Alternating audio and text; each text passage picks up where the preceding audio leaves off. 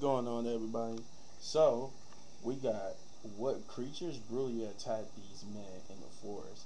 MrBallen, I think we got a creepy one on our hands. And, yeah, there we go. Yep, I think it's going to be creepy. So, here we go. I think it's a bit of a long, 22-minute video. So, yeah, we're going to jump straight into it. Two spooky stories about people's run-ins with terrifying creatures. But before we get into those stories, if you're a fan of the strange, dark, and mysterious delivered in story format, then you've come to the right place, because that's all we do, and we upload once a week. So, if that's of interest to you, please take the like button out to pet some furry, cute animals at the zoo, but instead of taking them to the zoo, take them to pet a pack of wild, hungry hyenas and stack their pockets full of hot dogs. Also, please subscribe to our channel and turn on all notifications so you don't miss any of our weekly uploads. And also, I am on tour right now, so be sure you follow me on Instagram. My Instagram handle is just MrBallen, where you will see all the behind-the-scenes magic of us being on tour. It's really good. Again, Instagram, MrBallen is my handle. Check it out. Okay, let's get into today's stories.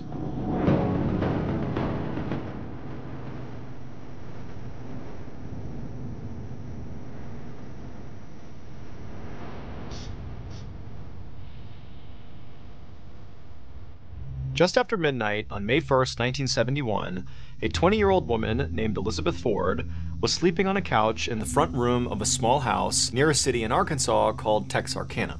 Elizabeth and her husband Bobby were staying at the house with Bobby's brother and his wife, who owned the house. Bobby and his brother were still both awake, and Elizabeth could hear them talking in the kitchen quietly. The house was surrounded by woods and swampland, and Elizabeth had opened up a window above the couch so a breeze was blowing in. Now, usually, she slept really well with the sound of the woods in the background, but tonight she was tossing and turning.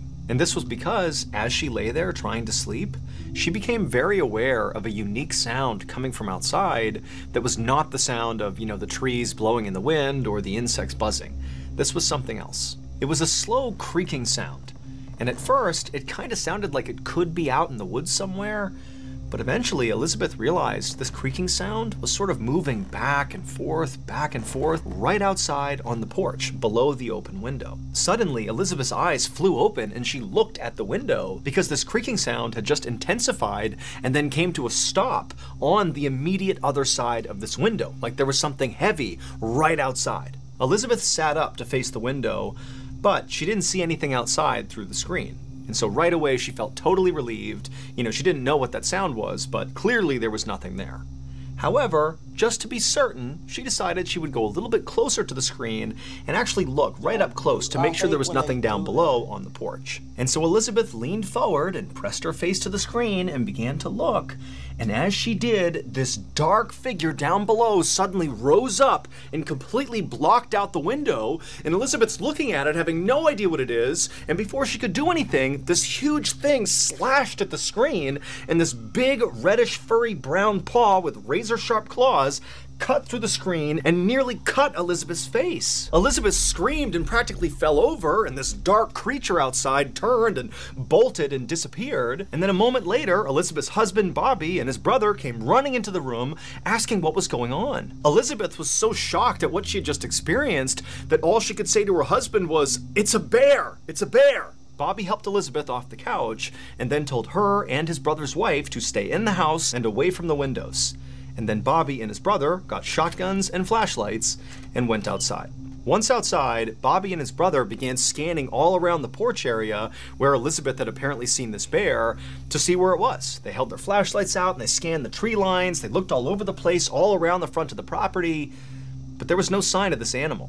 And so the brothers looked at each other and nodded, and then they both left the porch and went different directions, kind of looping around the back of the house. They were going to scan the entire property and meet up at the back. And when they met up at the back, they still hadn't found this bear, and so they walked away from the house towards the tree line and did another big sweep together of the entire perimeter, again, looking for any sign of this animal. But there was nothing. And so after a while of circling the property, The brothers decided that, this bear must have just run off. And so Bobby and his brother returned to the porch to figure out their next move. Both Bobby and his brother were hunters, and they knew that usually the best thing to do with the bears that roamed this area was to leave them alone. I mean, these bears could grow to be 500 pounds, and if they were provoked, they could run at 35 miles an hour.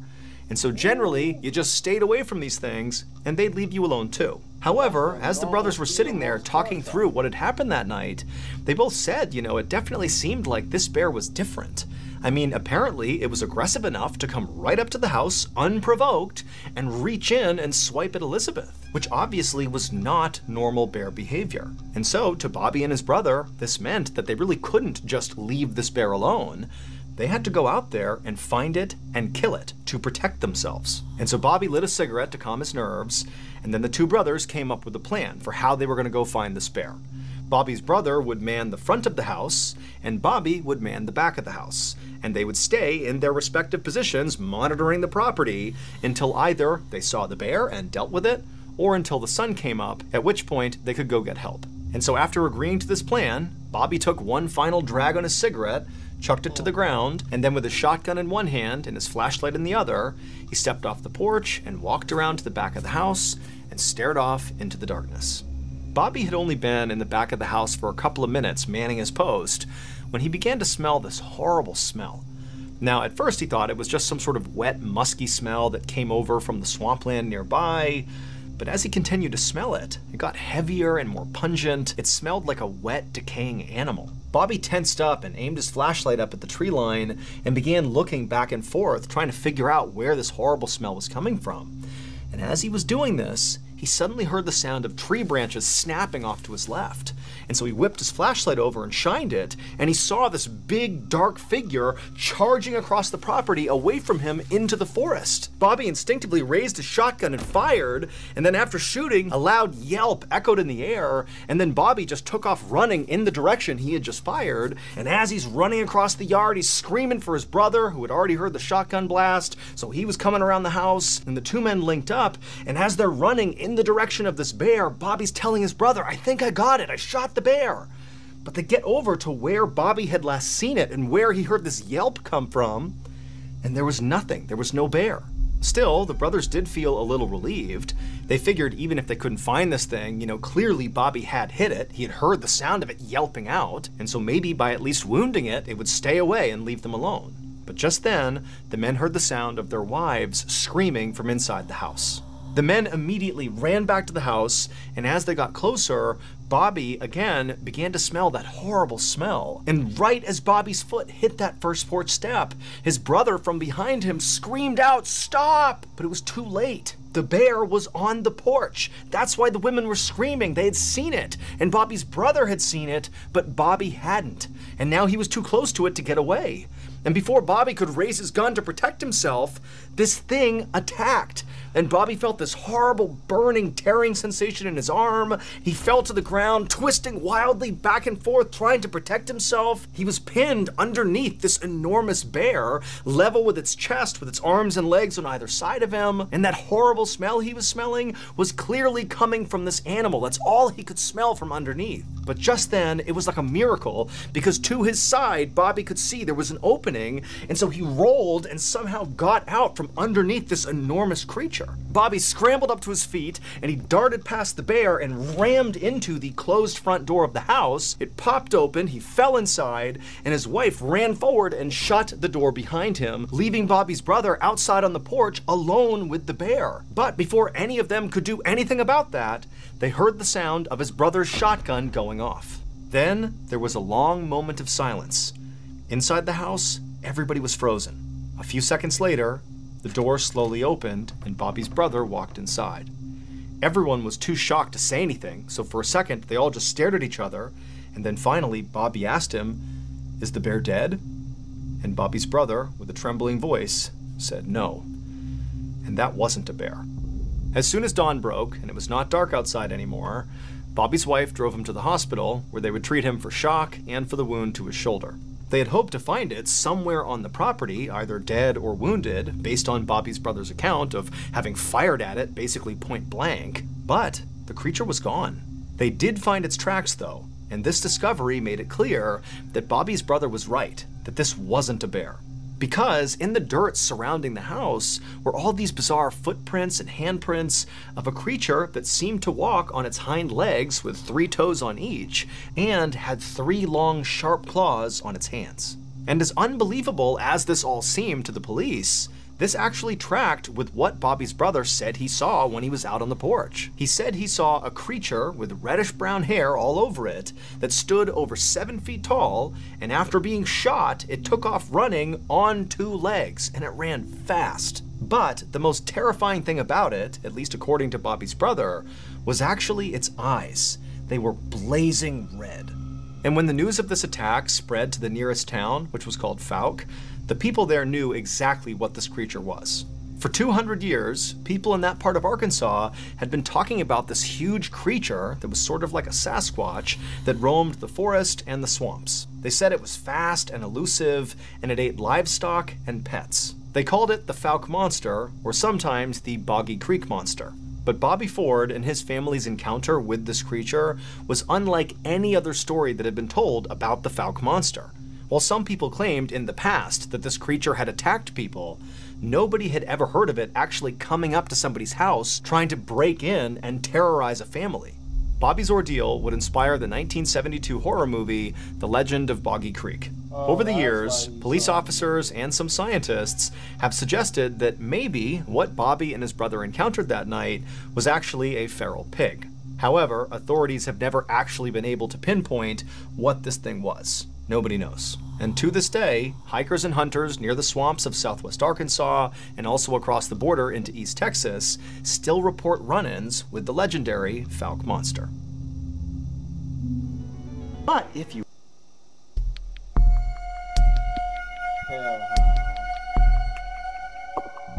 On the evening of August 1st, 2015, a 20-year-old man named Fraser Beloyi walked alone down a main road toward his village in the South African province of Limpopo. Fraser was on his way home from work, and he was pretty desperate to get there. It was only about 7:30 p.m., and usually around this time, Fraser was used to seeing other people out and about on this road, just kind of walking around in the dusk or, chatting or doing various errands, but tonight there was nobody out there. And in fact, in recent days, this area of Limpopo had basically become a ghost town.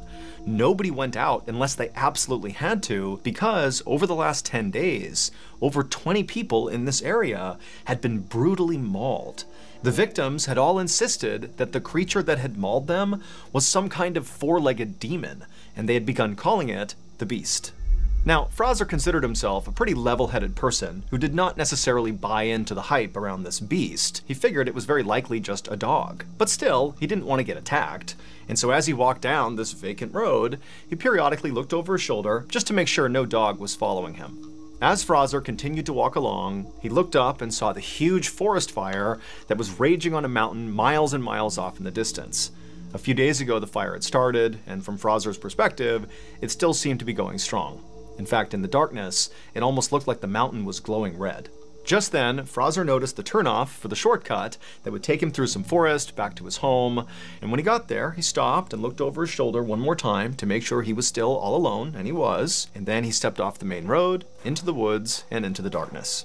Under the tree canopy, the night suddenly seemed a lot darker. Fraser did his best to think about the chores he needed to do for his mother once he got home, instead of thinking about the beast. But he'd only been on this path for about 300 feet when he suddenly heard a rustling from behind him. And so right away, Fraser stopped and turned around and looked where the noise was coming from.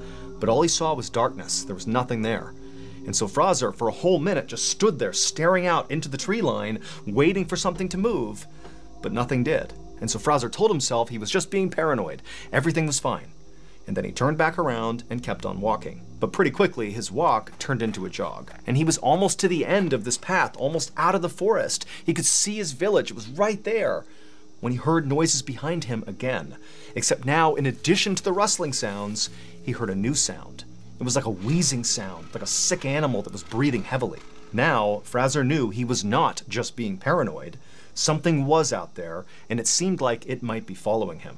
Without slowing down, Fraser looked over his shoulder again to see what was out there, but again, he just saw nothing. It was just shadows. However, when he turned back around and kept on going towards his village, he heard this loud crashing sound behind him, like a massive animal had leapt out of the brush and landed on the path behind him. And so Fraser was immediately so scared he couldn't even turn around. He just started sprinting toward the village, and all he could hear behind him were these loud, pounding footsteps as whatever this was gaining on him. And so Fraser was so instantly terrified that instinctively he just started sprinting off without even looking behind him. And so as he's running, this thing's gaining on him, and again he can hear this awful wheezing sound coming from whatever this is, as if there was something wrong with its lungs. And in Fraser's panic, as he's sprinting through the forest, Fraser's telling himself it's just gotta be a rabid dog, that's why it's making those sounds.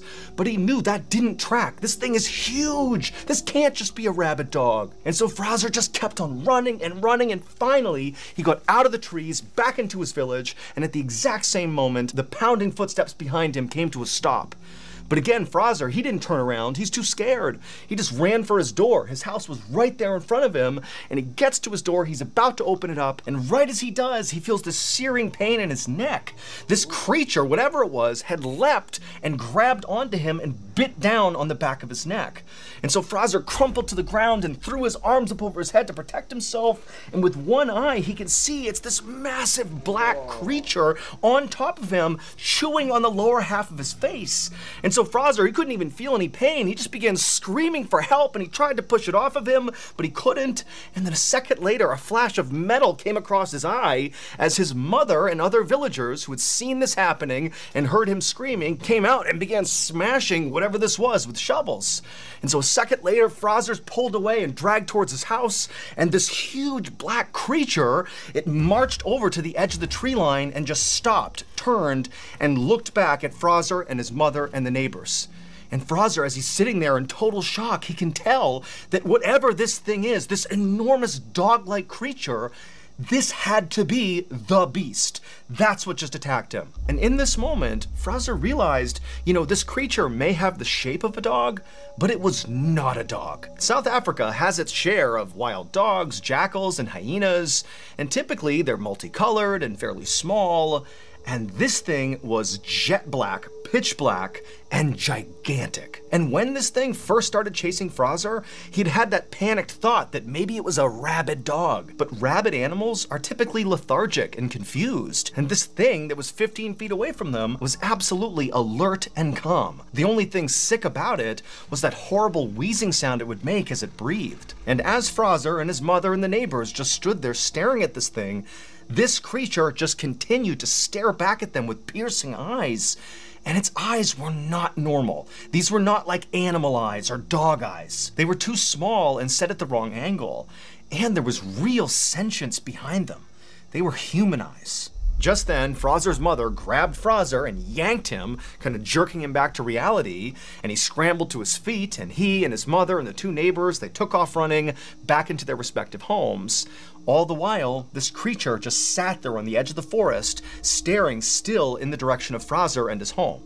Once inside of Fraser's house, his mother immediately dialed the emergency number to tell the police about what had just happened, but the police told her they were not going to send people out there to deal with some dog. And so Fraser's mother decided she would just treat her son's wounds on her own until this dog-like creature had left, and then once it had, she would get him a ride to the hospital. However, as Fraser and his mother stared out the window at this creature, it didn't leave.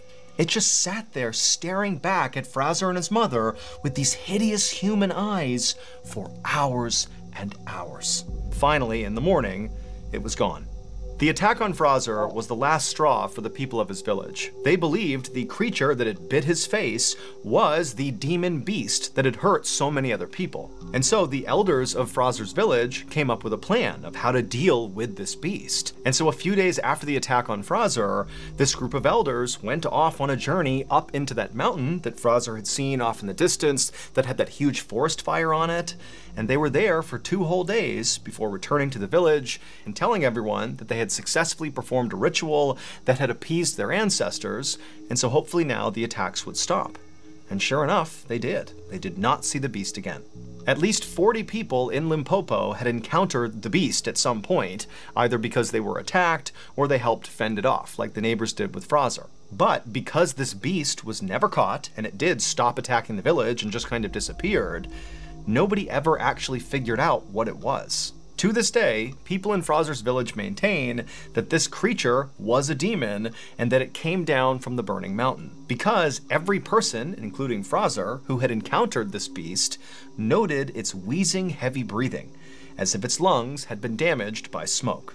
In all, at least 40 people in Limpopo encountered this beast, either because they were attacked or they helped fend it off. But because it was never caught, there is no definitive proof of what it actually was.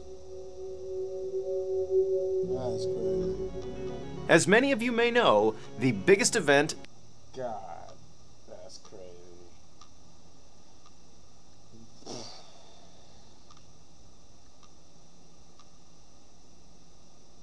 Yeah, I don't know. That's an insane story. That's basically was either a werewolf or, like they say, a hellhound. That was a hellhound or a werewolf. And it could possibly, yeah, it was either or. Because either or would be big. A werewolf would be big like that, and excuse me, a hellhound. But yeah, story 2. Basically, story 1 and story 2 sounded like they were just like werewolf attacks, but they go into something more. They both have different descriptions, and it could both just be werewolf attacks if you believe in that kind of thing. But that's what it sounded like. That's what I'm getting from this. That both were just basically like werewolf attack stories, but I will admit that second one, the hellhound story, that did sound like it could have been a hellhound and or a werewolf. That first one was clearly a werewolf, but that second one could have been either or. But you let me know in the comments down below what you thought, and if you enjoyed my reaction to this, you know, you hit this button right here for all of my season 3 reaction. And if you enjoyed the video so much, you want to support the channel, all you gotta do is hit that like, subscribe, share, hit that notification button, because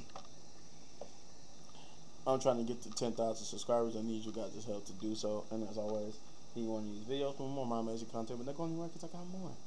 Peace.